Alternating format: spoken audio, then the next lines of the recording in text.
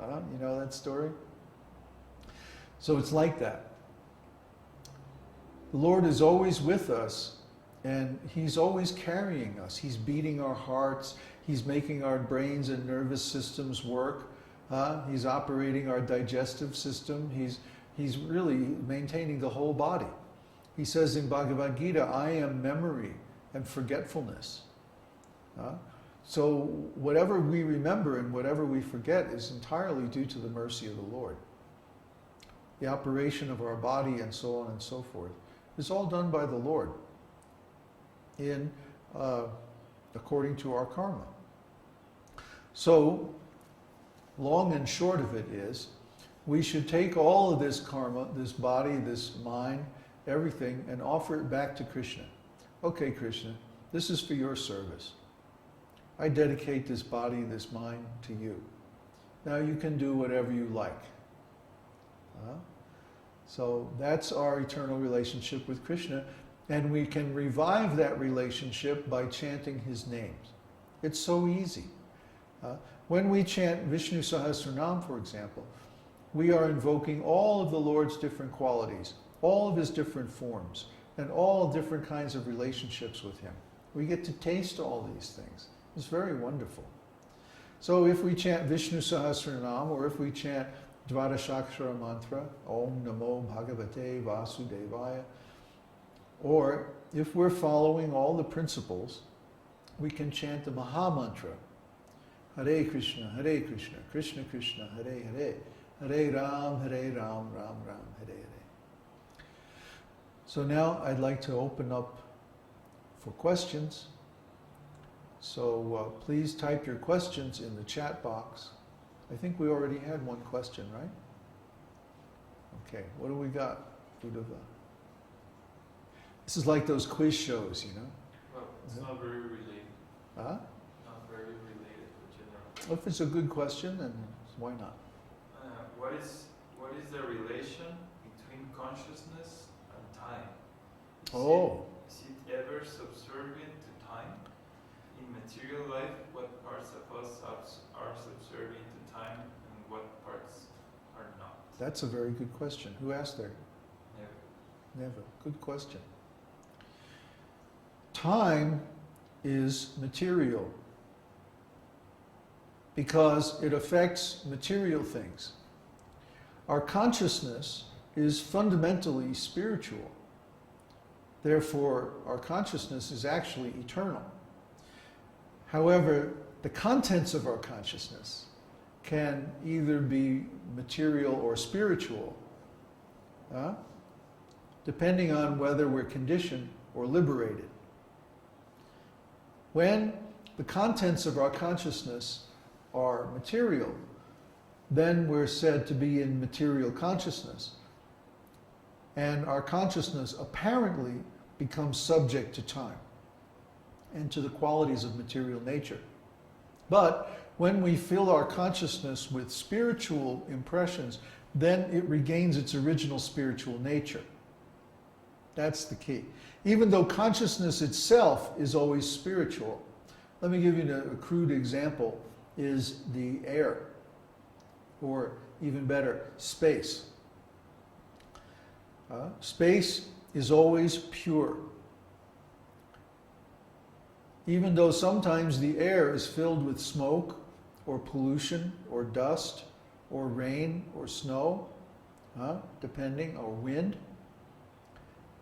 The space that the weather travels through is always pure, and it's never affected.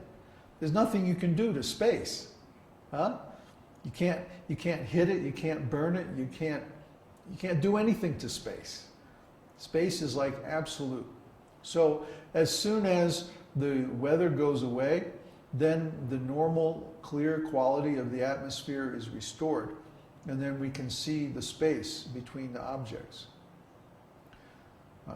So just like the consciousness is always pure, consciousness is eternal and always spiritual. But sometimes the consciousness becomes full of polluted things. Just like the space, the atmosphere, or whatever, can become polluted or full of odors, or rain, or snow, or wind, dust. Similarly, the consciousness can become like that. And when the consciousness is full of all of these material things, then we're suffering, we're in anxiety. Anxiety and moroseness, lamentation and illusion. And we feel like, oh, I'm a material being and I'm subject to all these material qualities. But actually, our intelligence remains, our consciousness remains always the same. Consciousness is always spiritual and it's always eternal, it's always beyond time. But because we identify with the contents of our consciousness, identification means to think, I am that. I am this material body. I am so and so. You know, this some material identity. The son or daughter of these two people. Or I am a citizen of this country or that country. Or I am a young man, an old man, or, you know, whatever my body appears to be. These are all material designations, and when we identify with them or think that we are them, that's when we get in trouble. That's when our consciousness becomes covered by material qualities, and it's due to this identification. We're thinking, I am this or that or the other thing.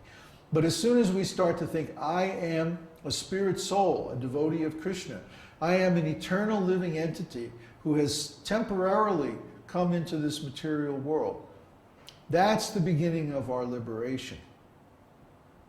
Because all of a sudden now we're thinking in terms of our real identity instead of some false identity. False ego means a false identity. I am Mr. So-and-so, I belong to this family or this country or this profession or this occupation or this company or this business or what have you. So many material identities. I am married to so-and-so, and I'm doing this and I'm doing that. And then added onto that are all the extensions of that identity. This is my house, my car, my this, my that. I and mine. These are all material false ego. But when we start to think of, I am Krishna's devotee and Krishna is mine, that's when things start getting interesting, because we're in our original identity and we're exercising our original relationship with Krishna to perform devotional service, all of which are eternal.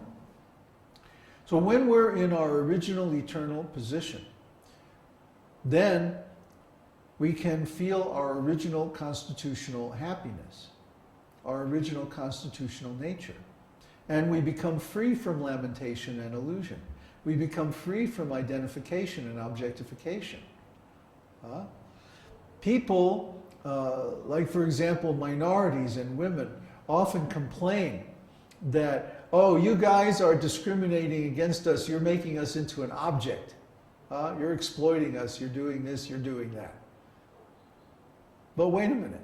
How can anybody else force us to identify with our material body? It's not possible. So if they're being objectified, if they're being identified as being of a certain race or a certain minority or something like that, it's because they're identifying themselves with that.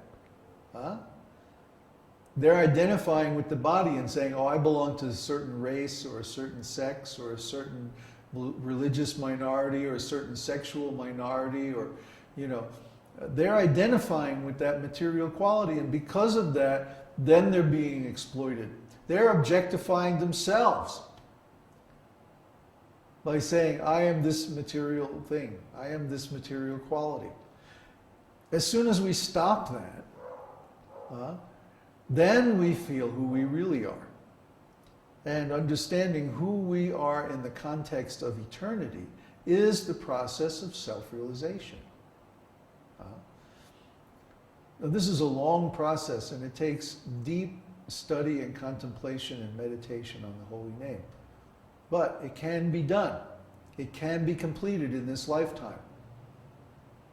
I'm the proof. I'm the example. I'm just an ordinary person. You know, I don't have great looks or intelligence or, whatever material qualities are considered desirable. Just an ordinary guy. But somehow or other, I got this blessing from my guru, and because of that, I was able to attain self-realization. So anyone can do that. That's the whole point. If I can do it, anyone can do it. And the only secret that I have to share with you is that I never gave up. You find most people who come in contact with this esoteric teaching, they'll go into it a certain degree or to a certain level, and then at some point they'll give up. And there's always some excuse, oh, my god brothers mistreated me, or oh, I got kicked out of the temple, or oh, I really need to be married, or oh, this or that.